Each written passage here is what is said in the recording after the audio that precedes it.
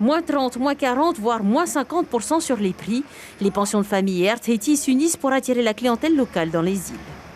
Sur Jujutu, vous pouvez faire un séjour de 3 nuits à partir de 41 400 francs avec la 3e nuit offerte, le vol, transfert, hébergement, demi-pension. L'objectif, c'est vraiment d'essayer d'avoir plus de passagers pour augmenter en fait les rotations et pour permettre à Air Tahiti de redémarrer et au tourisme également de redémarrer dans les îles. À la centrale de réservation, après les semaines de gestion du surplus de travail engendré par la pandémie, ce retour progressif à la normalité fait du bien. C'est un soulagement de pouvoir répondre à une nouvelle demande en fait, de voyage dans les îles. Les promotions tombent particulièrement bien. On a beaucoup d'appels prometteurs et pour toute l'équipe aussi, c'est un nouveau challenge à relever. Cloué au sol pendant des semaines, Air Tahiti opère aujourd'hui seulement 10% de ses vols.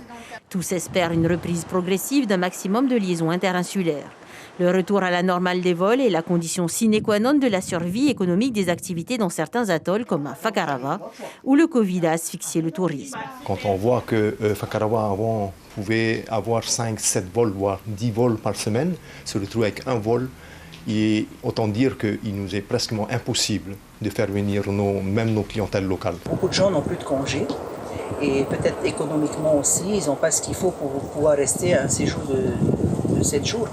Afin de proposer des prix attractifs, les pensions feront le sacrifice des prix et des gestes commerciaux comme la gratuité d'activités ou de nuitées. Nous sommes les premiers touristes sur notre Fénois, donc allons visiter nos îles qui sont riches d'histoire, qui sont riches de légendes, qui sont riches de ce peuple différent.